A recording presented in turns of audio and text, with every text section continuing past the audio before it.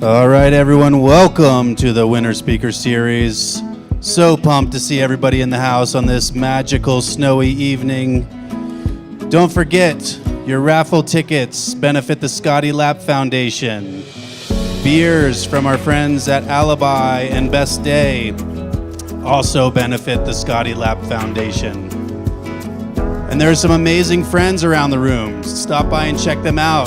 Tahoe Mountain Realty is giving away s'mores kits for the kids and some adults. Black Diamond is here. Our friends from the North Face are in the back of the house. Shut.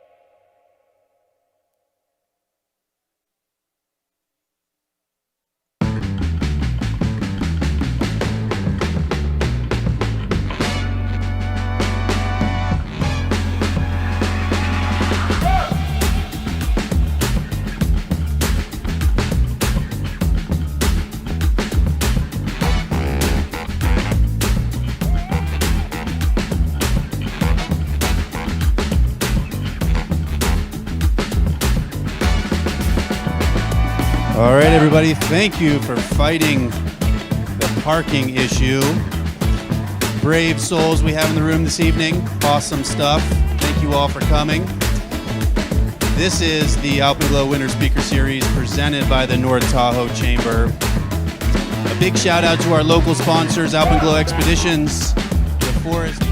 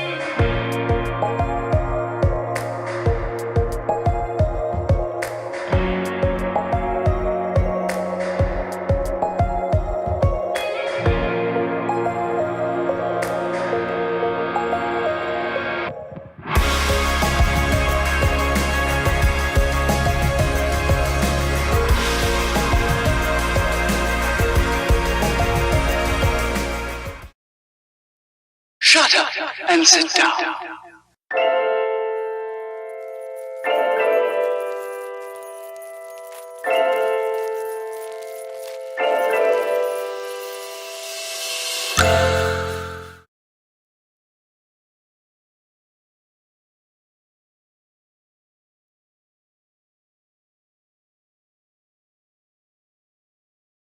Shut up and sit down.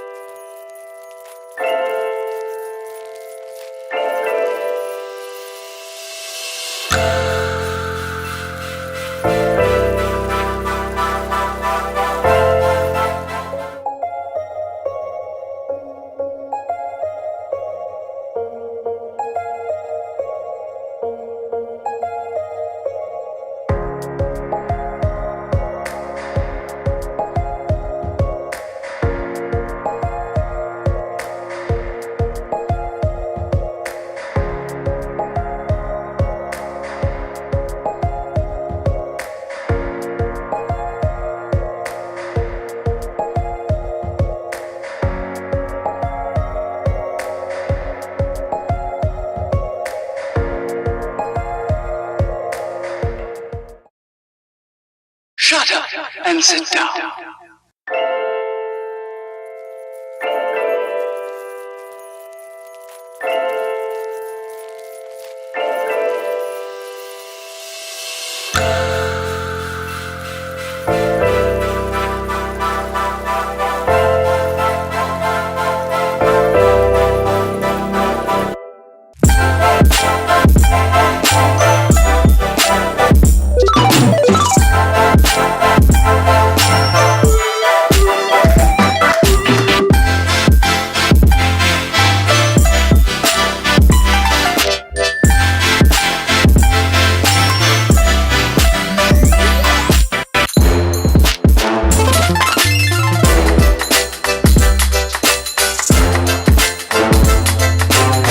Breathing and believing.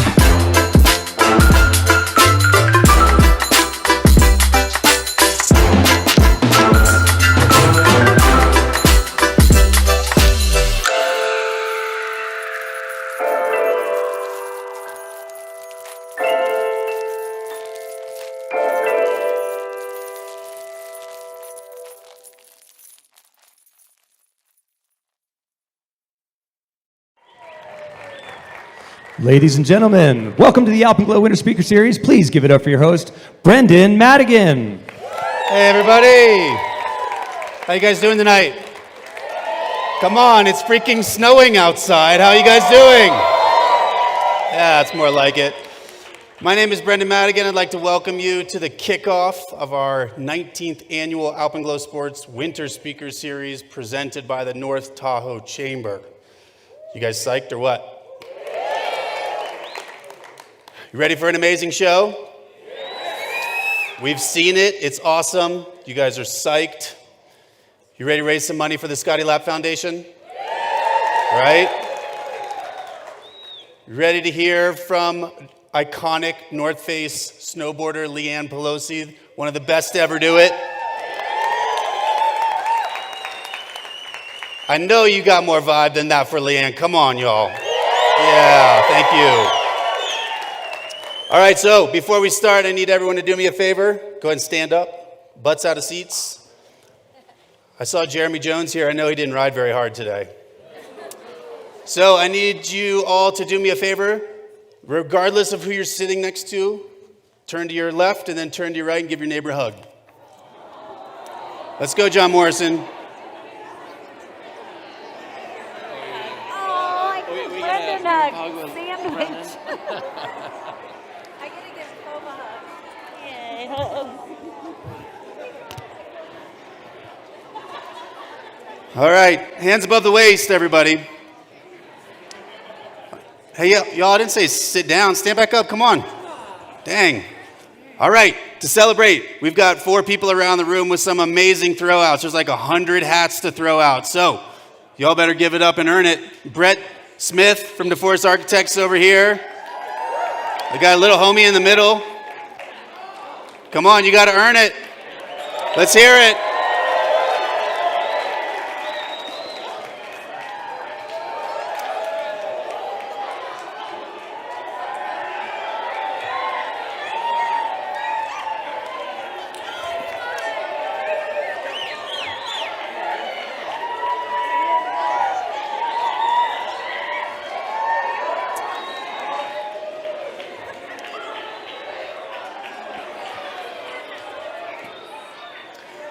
Okay, now everybody can sit down for real. You guys, thanks for braving the weather. So great to see some snow though, for real.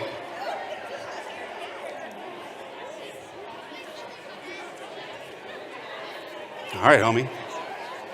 Okay, so I like to start these shows with a group hug. Number one reason, can anyone guess? Who doesn't love hugs, right? But also, this is us. This is our North Tahoe and Truckee community. And it doesn't matter who your God is, how much money you make, how much of a badass you are or aren't. What we can all get down with is gathering as a community and celebrating the power of adventure storytelling, right? It's awesome. So we have a new presenting sponsor this season in the North Tahoe Chamber. So I want to give them a big thank you, along with our generous host, Palisades Tahoe. The North Tahoe Chamber is a vital supporter of community events that enhance the vibrancy for all of us to enjoy. So let's give them a big Winter Speaker Series welcome. Now let me see a quick show of hands. Who's never been to a Speaker Series show? Sweet. Welcome. And thanks to everyone, both in the room tonight and online, hi everyone online, for joining the family. It's awesome. These are some of our most favorite nights of the year. And the Winter Speaker Series has a twofold goal. The first is to motivate and inspire every mountain athlete, regardless of your ability, to go out and chase your own dreams. We all love to play, and it's what binds us all together. But also to raise funds and awareness for local nonprofits like the Scotty Lapp Foundation, who are doing amazing work in the community.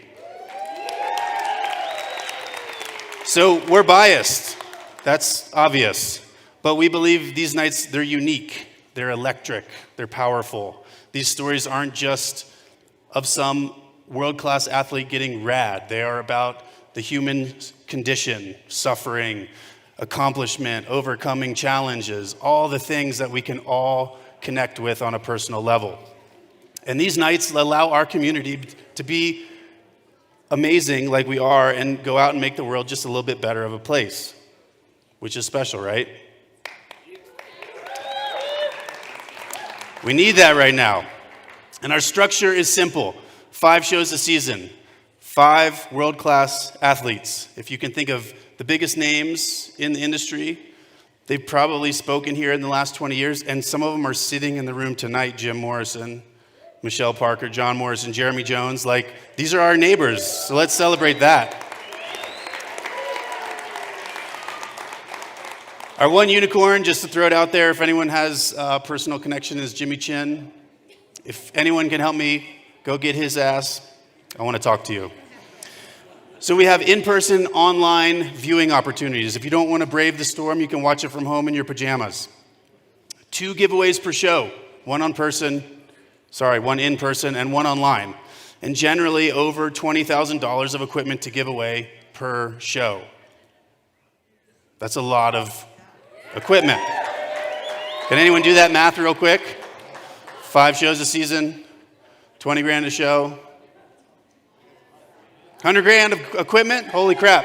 Thanks to partners like the North Face and Black Diamond and Arc'teryx and Osprey for making that happen. Let's clap for them, please.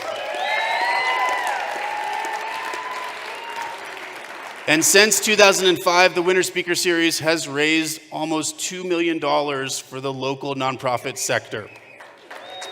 It's awesome. So how have we done this, you might ask? Well, the first answer is all of you.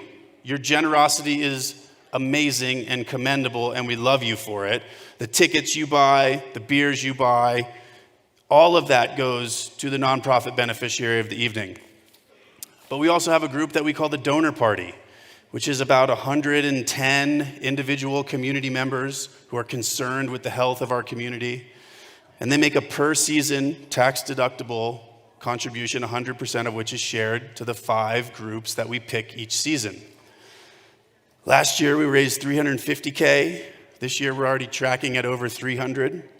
And when you add all this generosity together, that's over $75,000 a show that our community, us, you, raises for the nonprofits. So let's give it up for that.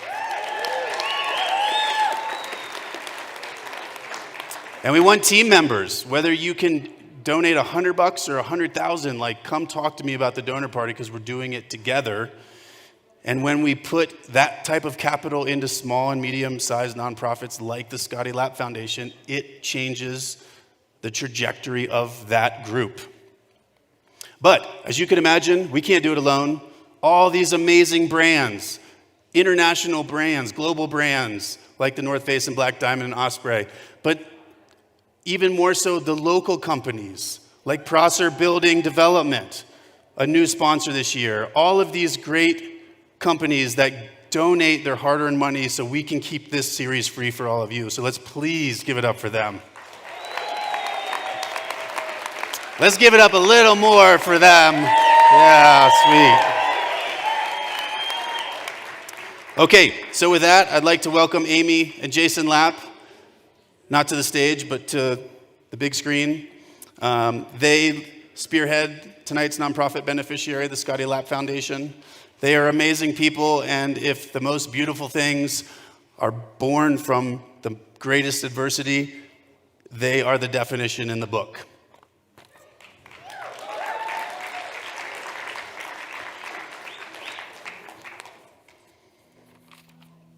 My name's Amy Lapp. I'm one of the founders of the Scotty Lapp Foundation, and I'm Scotty's mom.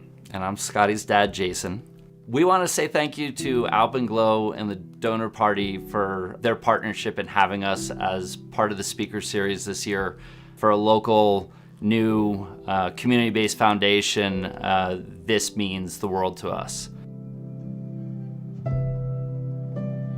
We started the Scotty Lapp Foundation in February of 2022. It was a rough month. We lost our son, Scotty, who was 16 years old, in a ski accident at Alpine Meadows.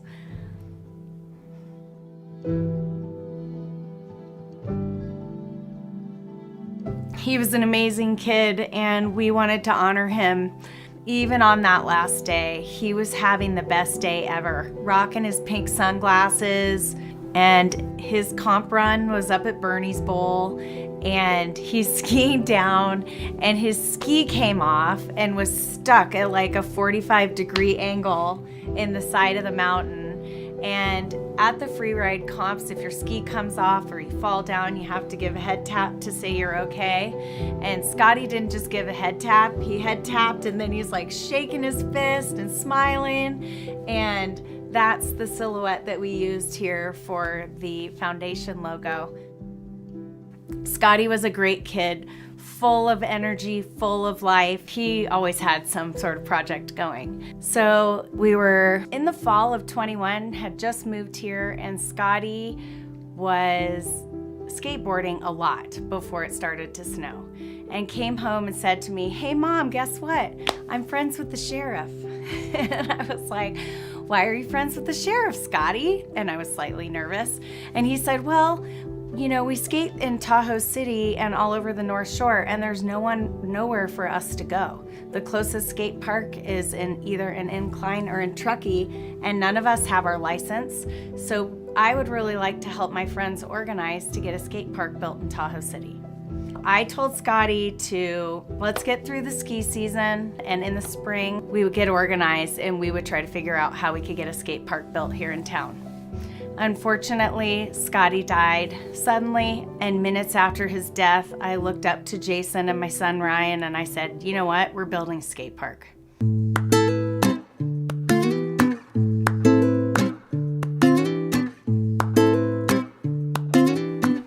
So our first project was building a skate park in Tahoe City. This is where Scotty spent all of his time. It was his community. In the beginning, right after he passed away, the community rallied around this idea that we should build a community resource for the kids. In fact, we've often heard people comment since we built a temporary park that they didn't realize there was so many kids in Tahoe City. We have seen a real impact. It's amazing what a 4,000 square foot wood park that was built in 5 days can do for a community. And this is just a temporary park. Imagine what we can do with something more permanent. So that excitement and that return that we saw from the kids in the community got us really excited and really took what was a snowflake of an idea and turned it into a snowball, which is the Scotty Lapp Foundation, which is all about empowering youth via skiing and snowboarding and skating to realize their full potential. The two primary vehicles for that are through sustainable recreational resources like skate parks, and then the second is through financial support for athletes who need help to realize their full potential. So we have a few updates since we saw you last year. One, we're super excited because the local school district voted unanimously to let us move forward, build a permanent park on school district land in Tahoe City. Most people don't understand how expensive and complicated it is to build a skate park. We want to build something legendary, and the Alpenglow speaker series affords us an ability to have one of our largest single contributors to our funding. And in the last year, that funding has helped us do multiple things. First, it's helped us get to almost 80% of the funding we need for this skate park. It's also helped us to support our local freeride athletes by donating more than $25,000 in scholarships that went directly into supporting skiing and snowboarding at a competitive level. Rest assured, the Scotty Lapp Foundation is pushing forward. It is our goal, and we are doing everything we can do to try to break ground in the spring, summer of 2025. And with your help, we can do that. Scotty Lapp Foundation would love to say thank you to everyone who has shown up. We could not be this far along in our journey without you. And from the bottom of our hearts, thank you so much, Tahoe. We love you. Me too.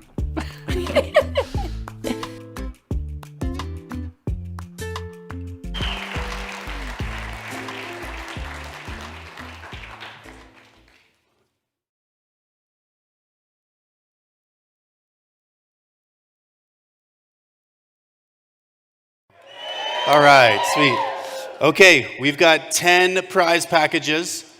7 we draw in person. 3 are our online viewers because we want them to feel included and part of the party. We'll tell everyone that the best prizes are always in person, full transparency. And our first grouping of prizes, look at this, $1,300 from Osprey and the North Face and Black Diamond and an entry to the Great Ski Race. Who wants some of that? All right, who's got a red ticket? Who's got number 837476? 837476. Going once. All right, you got to come claim it. I can't carry all this stuff to you. All right, let's give it up for our first winner, team. Come on now. All right, our next prize bundle, valued at probably, this is our first online bundle. All right, so you guys know you can buy tickets in person, but you can double dip and also buy tickets for the online, which is completely different prizes. Let's pull that winner.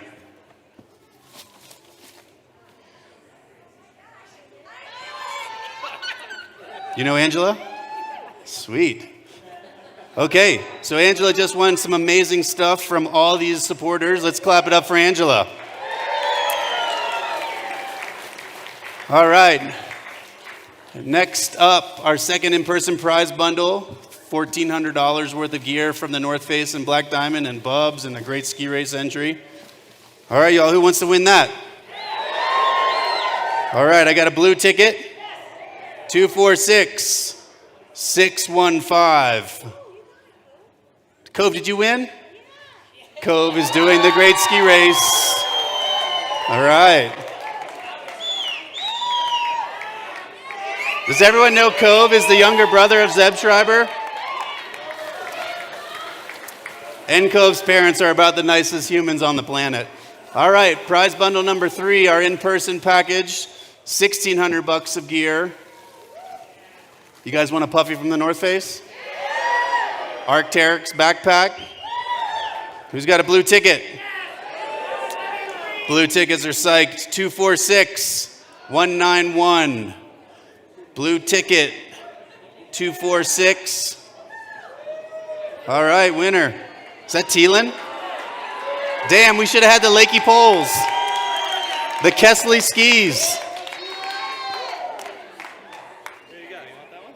161? He is a lame. We better check that number for accuracy. In all fairness, I think I've seen Thielen take the biggest airs of my life in person, so let's give it up for Thielen. Okay, our next prize bundle. It's the online second package, $1,372, a bunch of Jones stuff. Thanks, Jer.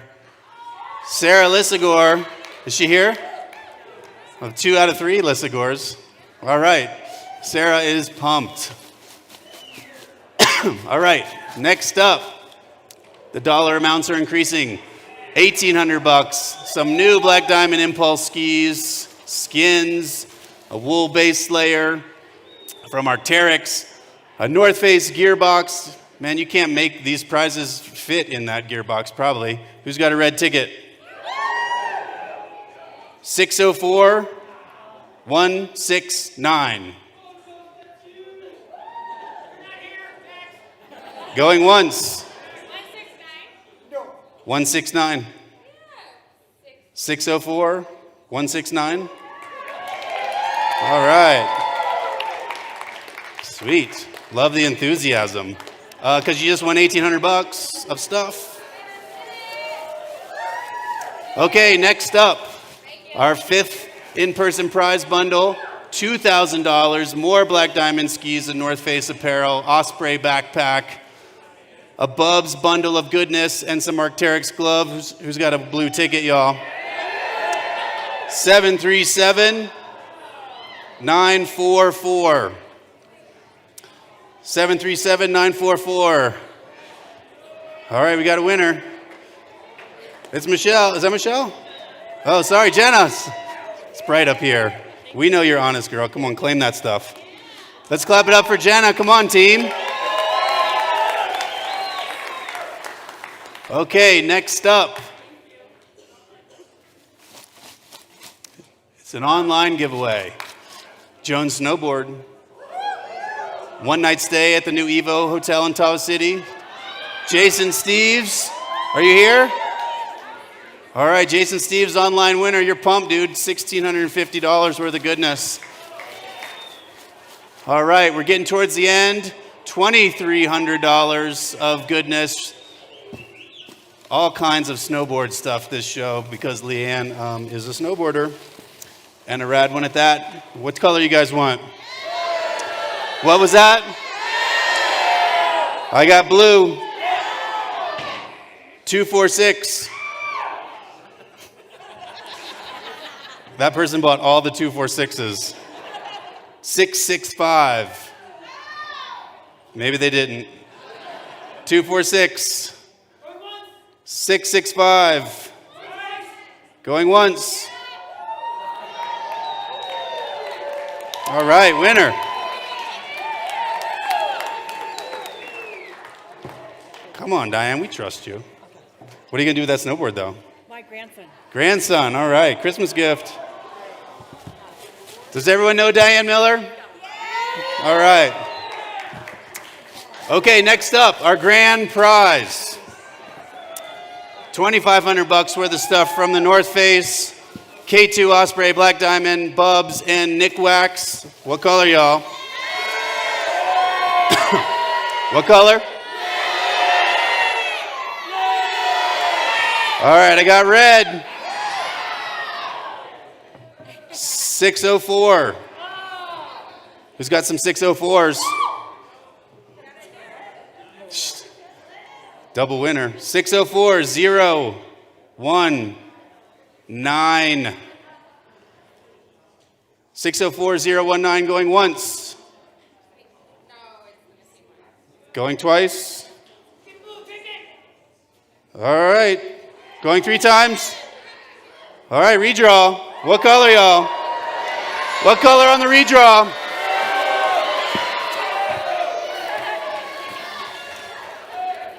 What color? All right, I got blue. 737. That section is rowdy.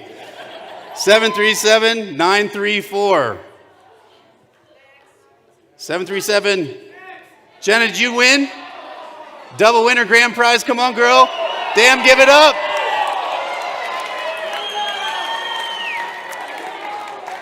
All right.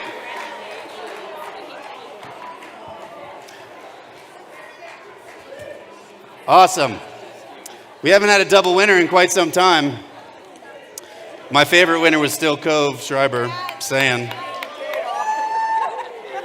Yeah. Good luck getting all that stuff home. Okay, team, so tonight you're going to hear from North Face snowboarding legend Leanne Pelosi. Are you guys pumped or what?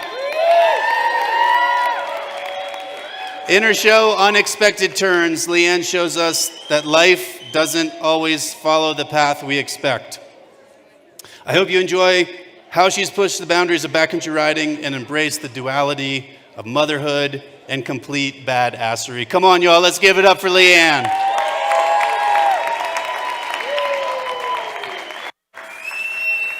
Hello, Tahoe. I love Tahoe, and thank you so much. It's such an honor to be here. Yeah, this is crazy. This is amazing. Overwhelmed, yeah, a little bit. But yeah, I want to give it up to the Scotty Lapp Foundation and Alpenglow Sports. Amy and Jason and Ryan, like, your legacy that you're carrying forth for Scotty is like so special. And also just seeing like all the friends of Scotty and Ryan here running around and rallying, like, hell yeah. Thank you. So my presentation is zigging when life zags, unexpected turns. And yeah, I'm Leanne Pelosi, and I'm a professional snowboarder, and I'm a new mom, sometimes filmmaker as well. But if you asked me this question 20 years ago, I would have definitely said I'm going to be a pro soccer player. But life has a funny way of surprising us. And so how many of you have had a moment in time where your life zigged when you thought you were going to zag? Everybody. And so that defining moment for me was ultimately a car accident that I got into, and I ended up being cut from the Canadian junior national soccer team. It sounds overly dramatic, and it was at that time in my life, but it was a big turning point, and it changed my life completely, and I'm thankful for it. So yeah, that rejection led me on a meandering journey of risk, resilience, and reinvention. And today I'd like to share with you guys a few lessons that I've learned along the way, the unexpected turns. So I'm going to start a little video.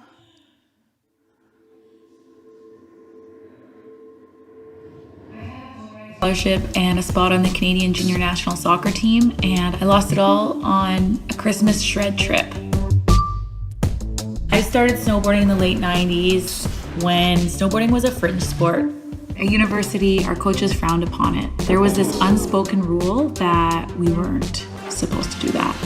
If you did have a snowboard, you had your finger on the pulse. It was something that we just had to be a part of. But we always felt like we were breaking the rules because we kept getting kicked out of spots. It was just a totally different lifestyle than my conventional life. I was playing for 3 soccer teams, and I was a part of the junior national team program for Canada. My be-all, end-all goal was to play for Team Canada. It was like having 2 opposite lives, and just about to finish my university degree and continue on to do another degree in mechanical engineering. I was at the peak of my performance, and then it came to an abrupt stop. It was Christmas break. We were on our way home from snowboarding. We were in this van that was covered in skulls, painted blue. In the back, there were no windows. There were 2 couches. We had a disco ball, I remember, in the van. We were probably going over 100 kilometers an hour. And the driver ended up falling asleep at the wheel. People went everywhere. There were broken bones, contusions, missing teeth. I shattered my humerus. Yeah, we were just so lucky that everybody actually survived. So shortly after, I had some news from the Canadian national team that I was going to be cut. I lost my karting and my scholarship in an instant.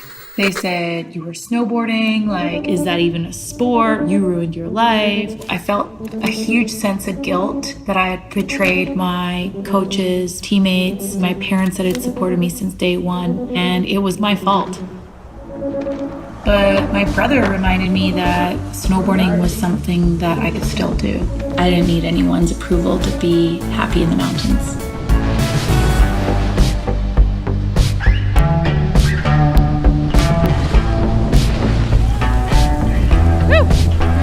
I feel like sometimes in moments of adversity, you have these moments of clarity, and it couldn't have been more clear for me that this was where my heart wanted to be.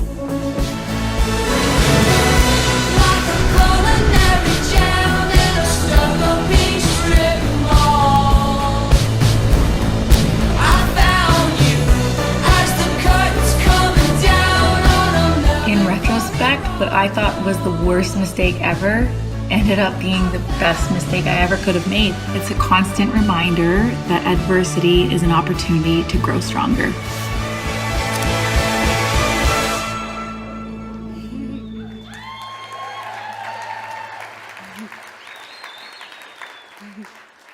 Yeah, so that was crazy. I was in that car accident with my brother at the time, and I can still vividly remember flying through the air in slow motion, thinking like, oh my God, this is the time. This is the time when this is when we die. And I just remember being like, this can't be the time. Luckily enough, it wasn't. But subconsciously coming that close between a life or death scenario kind of just made me realize that I needed to chase life on my own terms. So losing the soccer dream, it was tough. But it didn't compare to the realization that life isn't guaranteed. Sometimes life takes an unexpected turn and you're left staring at a blank slate, a path that you get to create. So that's exactly what I did. I packed my car with nothing but a snowboard and a dream, and I moved to Whistler. Yeah. And I'll never forget my dad's words as I packed up to leave. He was like, okay, don't go away and waste your life, okay? And he didn't think that snowboarding was a real plan, and either did I. He wanted me to become an engineer, and I was in the middle of my engineering, and I was like, I just need one season. I spent my first season sleeping on a recliner in an overpacked house. I worked just odd jobs. I was a hostess at Earl's, and I landscaped in the summer, and I spent all my money on rent and food, and I snowboarded the rest. So these photos show me wasting away my life, and it was really fun. So I began entering contests because it was fun and exciting, and this was the early 2000s. The pull was obviously the punk rock bands that would come and play live at the contests. Pennywise, Face to Face, I was like full-on punk rock girl, loved it. And eventually something started to click. After a while, I started to do kind of well. Started winning some rail contests and ended up doing a little bit of slope style, and I won the US Open of the overall title at one point in 2005. And at that time, that was my version of the Olympics. Obviously, I didn't get the world recognition or the medal, but it was pretty massive for me. And in between all the contests, I found something even better than that, and that was shooting snowboarding, more relaxed pace. So I started jibbing, and I transitioned into freestyle, and I eventually flowed into natural terrain when my ability got a little better. And that led to honors from Transworld. I went from Rookie of the Year to Rider of the Year within the span of 2 years, back to back. And before I knew it, I was traveling the world. And I was competing and I was snowboarding for a living. It was crazy. So yeah, farewell conventional life and hello snowboard bum. One season turned into 22 years later. So I guess I'm gonna have to call this a forever lifestyle. And Whistler changed everything for me. It's where I discovered the backcountry and where I felt the weightlessness of letting go of expectation. And it's also where I met my partner, Jeff. Oops. What? Sorry. There's Jeff. There he is. That handsome man. We met at the Blackcomb Glacier at the Camp of Champions, and his unique style caught my eye immediately. Yeah. It was a classic mountain town love story. Meet a handsome man, go on the chairlift, he tries to make out with you. You go snowboarding, he shows you some cool runs, you're like, okay, let's do this. So Jeff introduced me into the backcountry, and where snowboarding became less about performing and just more about exploring. So I bought a snowmobile. This beauty had 12,000 kilometers on it, and I called it the Yellow Turtle. And so when I bought it, he was like, so who's taking you out sledding? And I batted my eyelashes, and I was like, I figured my handsome mountain man would. And yeah, so he did. He took me out on the okay days. And so those early days in the backcountry were foundational. They taught me that snowboarding wasn't just about contests. It was about freedom and spending quality time with friends. And if you look closely, there is someone doing a really rad method. I know it's hard to see. Fast forward to a trip of a lifetime in Bella Coola, and that foundation was put to the test. I found myself riding some of the biggest mountain lines that I've ever ridden alongside that's Annie Boulanger in yellow, and she was a legendary rider that I admired for years and years, and I watched her video parts over and over. And so yeah, we were in Bella Coola together, and it was an all-you-can-eat buffet of big mountain lines. And as you can see here, this is what our photographer, UC Grisnar, submitted to Transworld magazine to show them where we were on the face, because we were little ants. He was like, okay, I don't say this often, but it's pretty big terrain. He had like 1,000-millimeter lens. I don't know what it was. But anyways, so yeah, the conditions, as our guide called it at that time, it was a high consequence, low probability kind of scenario.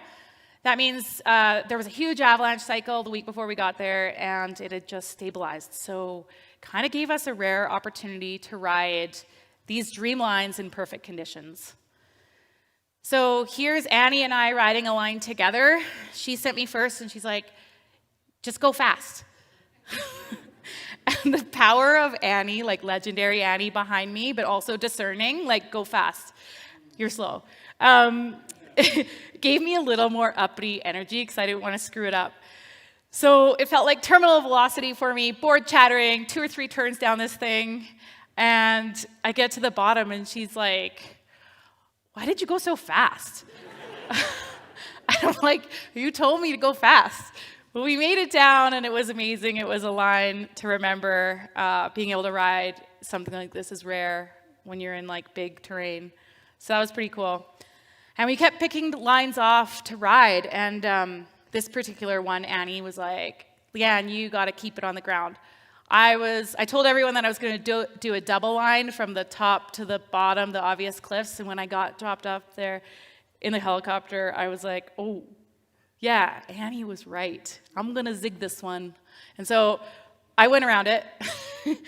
And this was my first experience on a trip with like an active mentor. She was like kind of guiding me and telling me what I should and shouldn't do. And I really listened to her wisdom because she had a little bit more experience in this arena. So it was really nice being able to ride with Annie there.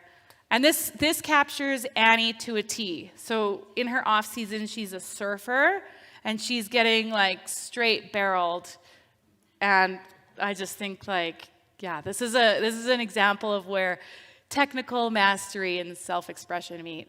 The video shot is just so cool. She's just like, whoa. So yeah, looking back, it was the early snowboard. Does anyone recognize these VHS movies? This is what sparked my desire to be a part of this culture. I watched the movies before I started snowboarding, and I watched them over and over. It was like True Life, Meltdown Project, The Garden, Standard Films, Mac Dog, all of them. And they weren't just movies for me. They were like portals into the next dimension. Yeah, they were so captivating that I think that like probably thousands of skiers and snowboarders disappointed their parents and moved to the mountains because of them. I'm sure we can all relate. So that's what drew me into filmmaking.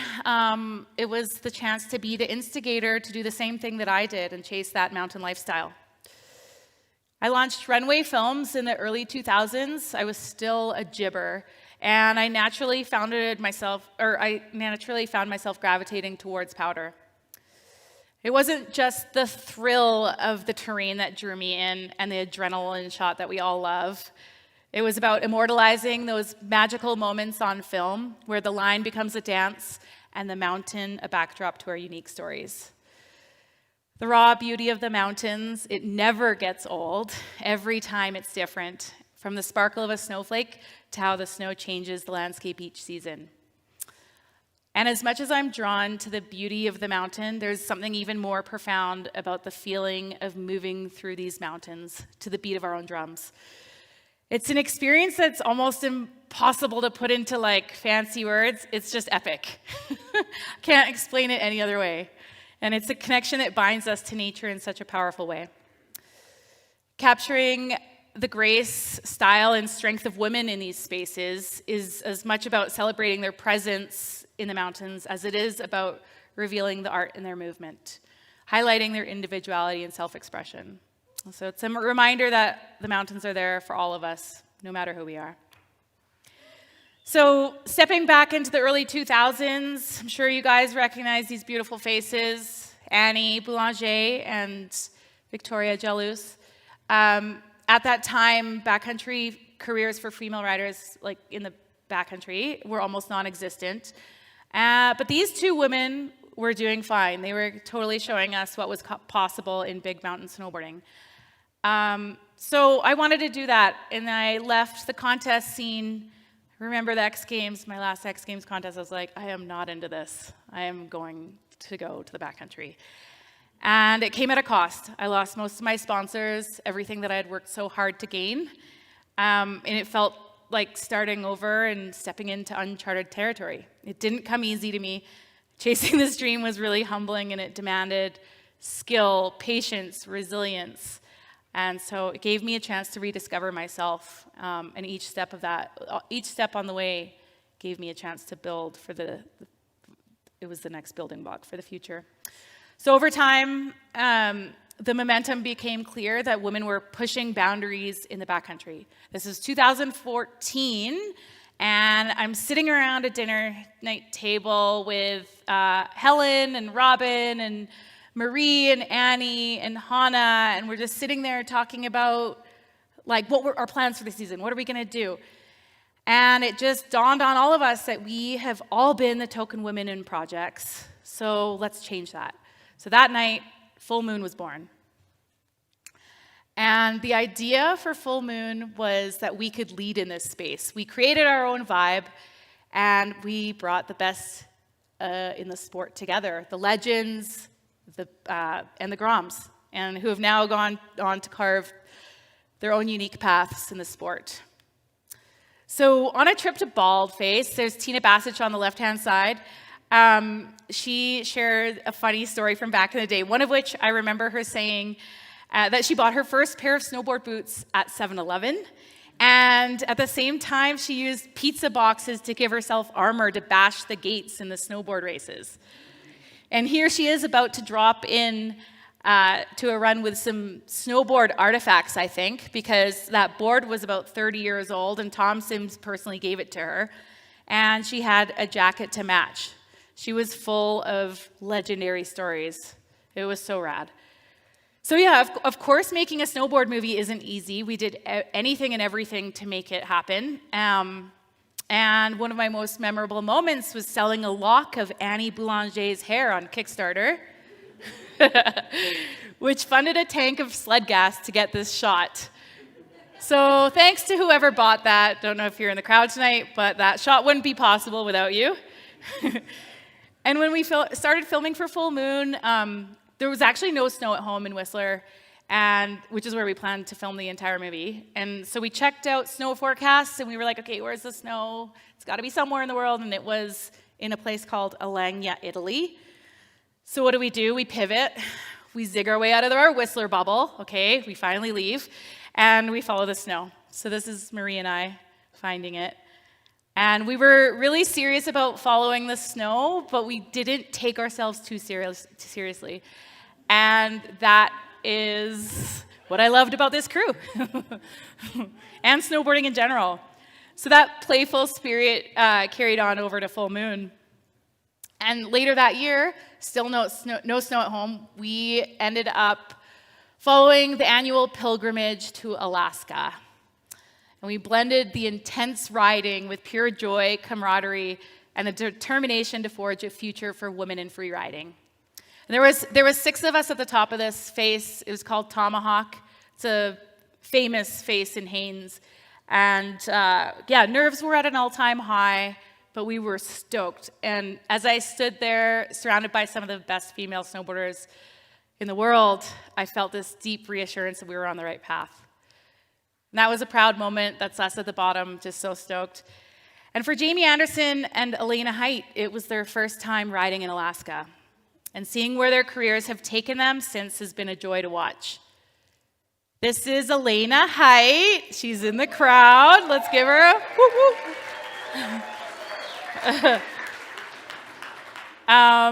Making the cover of the Snowboard Journal from a shot from Alaska. It's so sick. I think this is just rad because Elena is living proof of how we can evolve our path in life. From those X Games half-pipe roots to now backcountry queen. And so looking back, the most rewarding part about making Full Moon was just the bonds that we shared as a crew. You can't get that in many places. We pushed, we squeezed, we managed to get through a door that had barely been cracked open, and we made sure to leave that door wide enough for others to follow. But after the success of Full Moon, burnout hit me like a wave. It was the unexpected turn I did not see coming. I guess I was running on empty and I did not know how to refuel. And I think it's a feeling that is common after finishing big life projects. You pour everything into them, your time, your energy, and when they're done, that void left behind can feel overwhelming. So for a while, I felt detached, I lost motivation, I was sleeping, I couldn't get up, I was drained. I started isolating myself without realizing it. And it was a reminder that pushing endlessly without pause comes at a cost.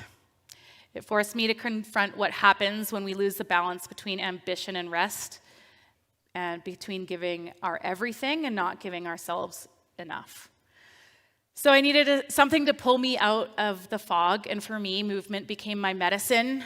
I started on the smallest runs with my dog, and each step felt so impossible. I hated it. And it was humbling and strange to hate movement, but I knew I needed it. And slowly, I began to find my way back. So other times, they bring opportunities we could never anticipate. Moments that remind us of the magic in embracing the unexpected. Like this was in Ciele, and we heard rumblings of a volcano that was spewing ash at this resort. So we went there to check it out. The snow was okay, we were in a safe spot, and we decided to take the opportunity to ride in front of it. We could hear the mountain gurgling, and I'd sit at my drop-in spot, and I'd hear a psst, and I was like, oh, it was every 15 minutes or so. So like, oh, gotta get up, gotta go. Because like after this plume of smoke would come out, it would just dissipate really quickly. So it was really cool. All the things had to line up, and Jeff got this shot. And sometimes trips don't go as planned. Like the time Christina Lucy invited me on an early season trip with Brett Harrington, alpinist and climber. It was a total sandbag trip. We all know who they are, right? Here's a photo of them way up ahead. Lucy and Brett, they're Wolverines. Fast and furious with no time to spare, even on a warm-up trip in October. I was the St. Bernard that was over-prepared. I brought the wine, and I overpacked so much that we were crying laughing. And at night, I looked at Lucy. She's brushing her teeth, and she's got this like cut toothbrush in half, and I was like, what? And she's like, ounces or pounds. But like a good St. Bernard, the slow and steady will always make it there and look out for everyone else. So you know they both drank the wine. Not long after that trip, I find myself filming for Defiance with Victor Delarue and Jake Bovelt.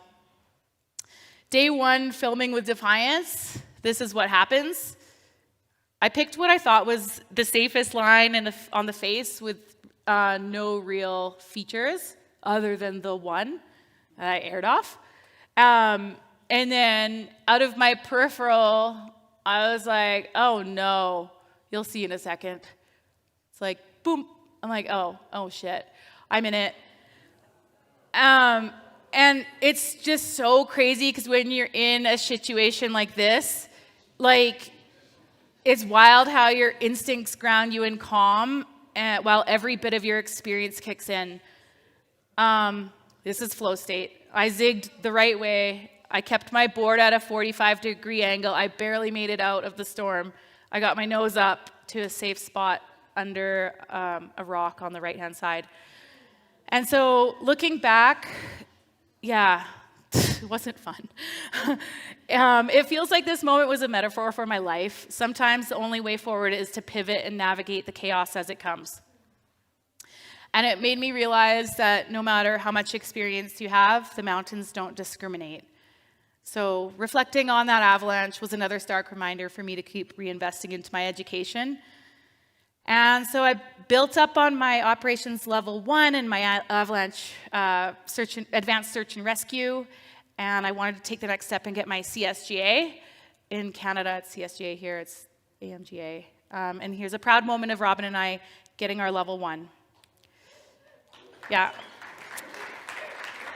So then a few years later, life throws me a crazy curveball.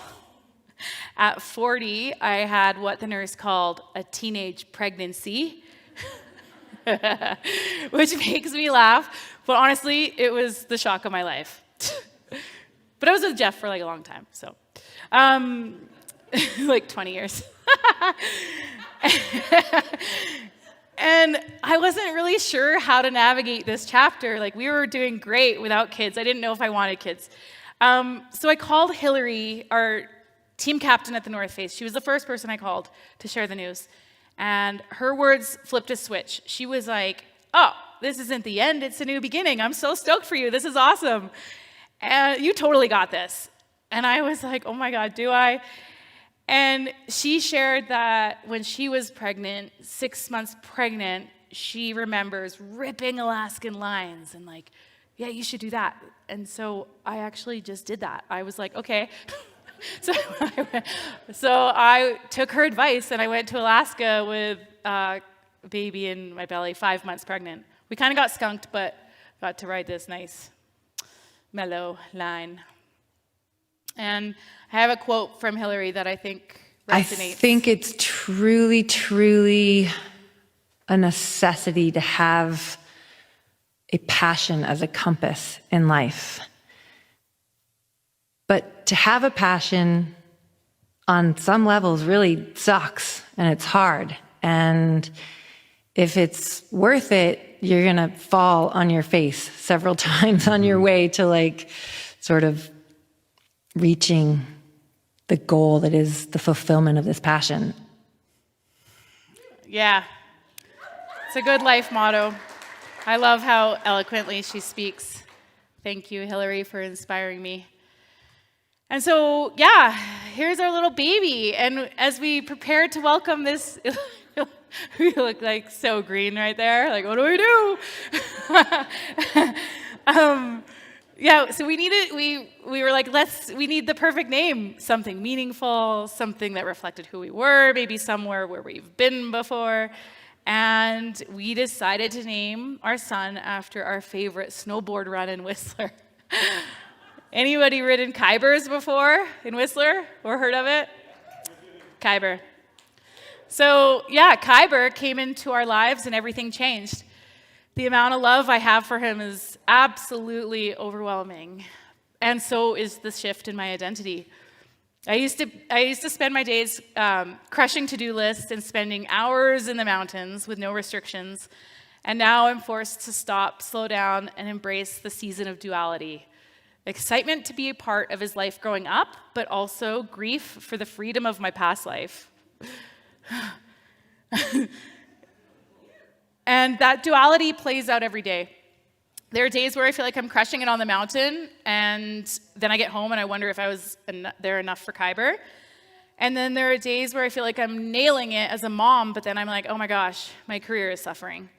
So we're all so guilty. We can all be guilty for piling too much on our plates and trying to show up in multiple roles, and juggling them is a funny balancing act. Sometimes it feels like we're not doing enough in any of them. So this is me trying to juggle the duality of motherhood. It's sunny. Just doing a little prep before we go sledding. Yeah, and then there's this.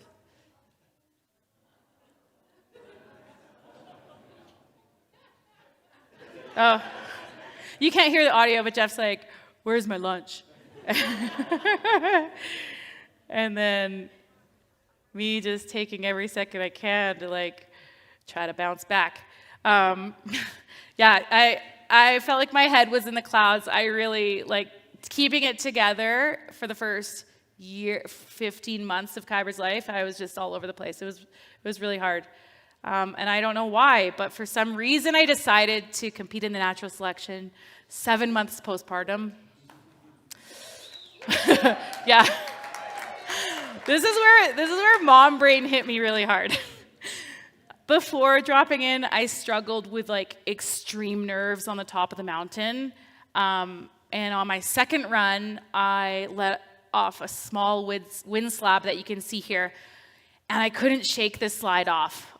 My hormones were raging because I was still breastfeeding. And it caught me so off guard, like my emotions were just like all over the place and I couldn't calm myself down.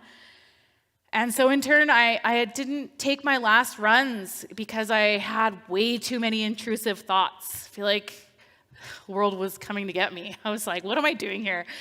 So in hindsight, this may not have been the most gradual, nice re-entry into my sport that I was hoping for. It was actually the furthest thing from it. But the learning here is that just like the backcountry, you cannot force it. This is a quote, that's Gigi Ruff's hand. Took a picture of that because I thought that was funny in Alaska. Yeah, and it was just another reminder to allow myself grace through tough moments. Maybe slow down and smell the roses. But yeah, tough moments are a part of the process and they shape us just as much, if not more, than the good ones. So it's okay to wiggle and not have it all figured out. Let's be honest. We just need a good babysitter. Yeah? I love your babysitter.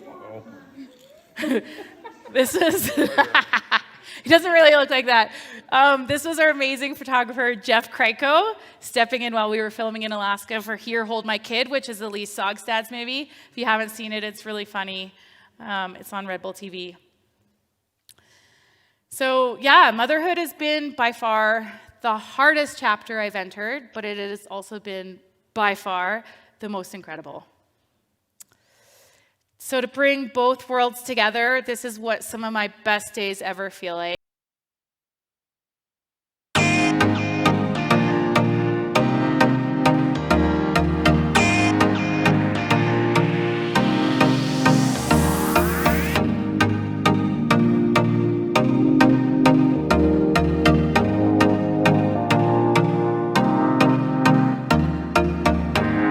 Yeah, and now, since becoming a mom, this is my evolution of a best day ever. It might be even better. I've come to talk with you again, because a vision softly creeping left its seeds while I was sleeping, and the So raising kids alongside people who share a love for the outdoors is a gift.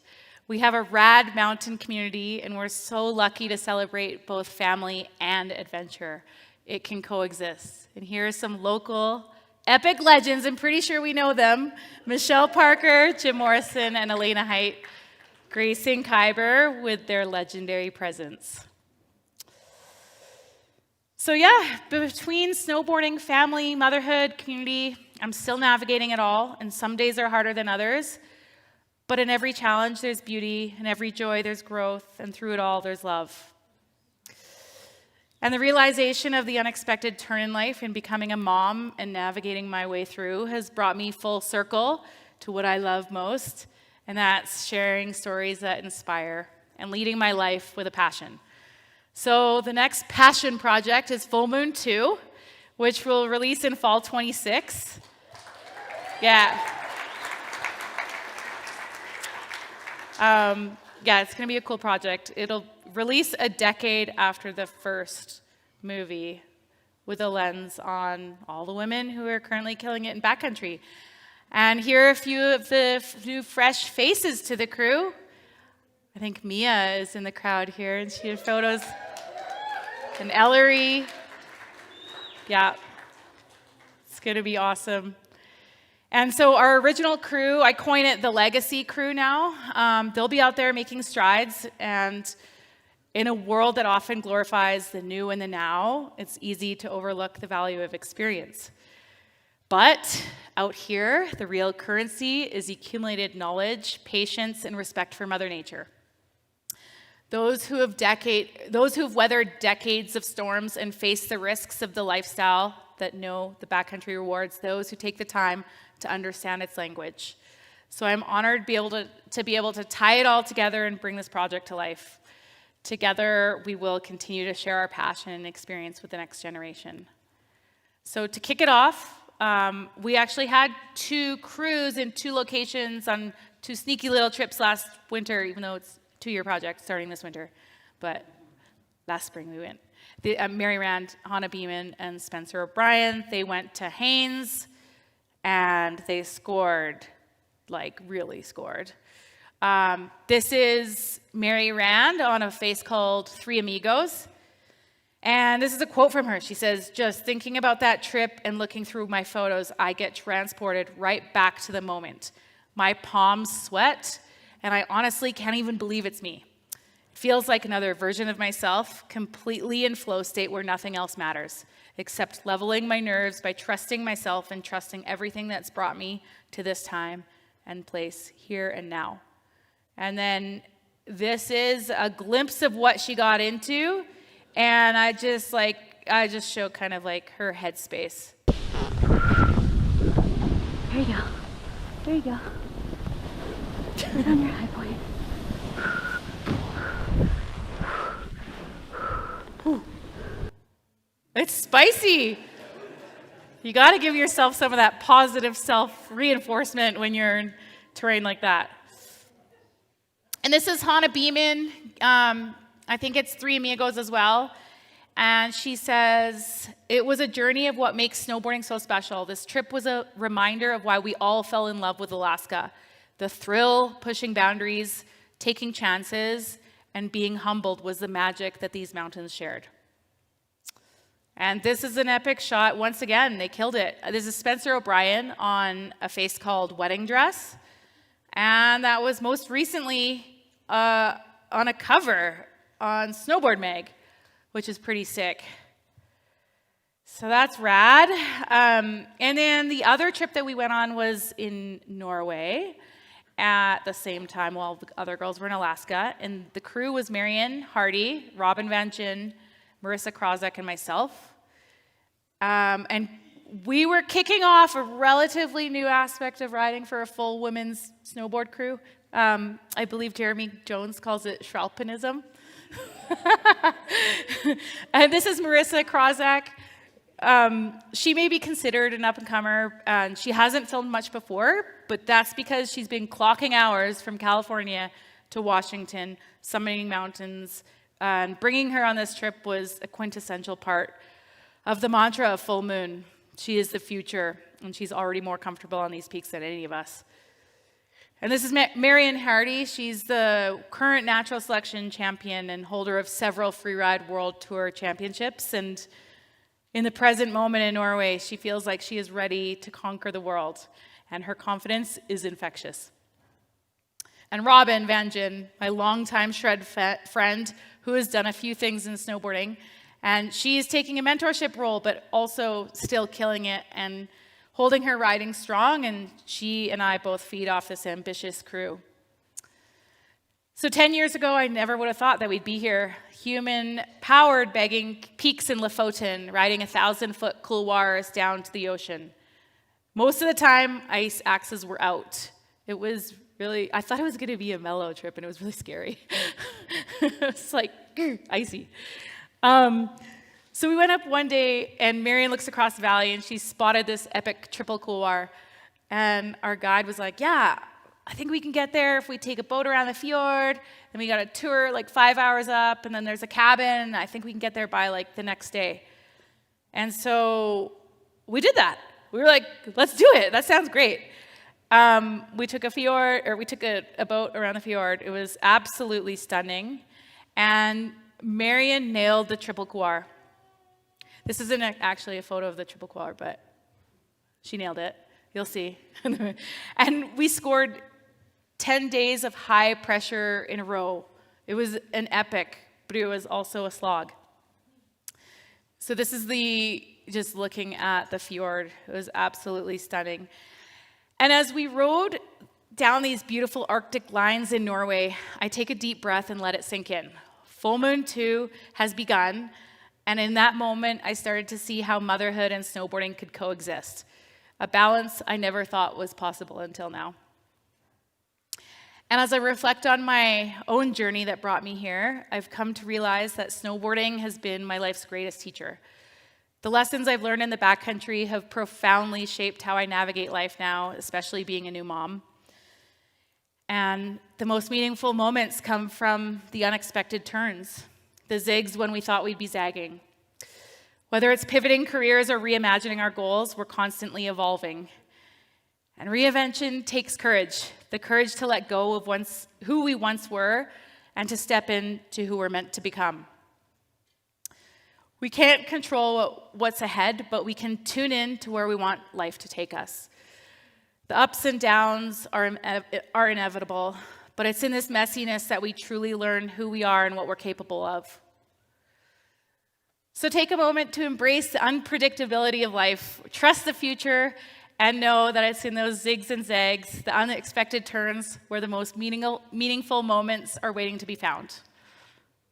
Thank you, everybody. Thank you.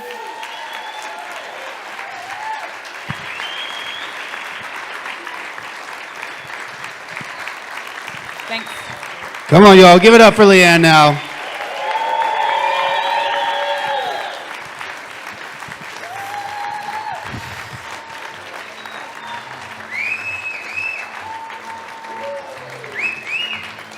Stick around to meet Leanne after the show. We'll see everybody back here on January 2nd for the amazing Kimi Fasani. Happy holidays, everybody.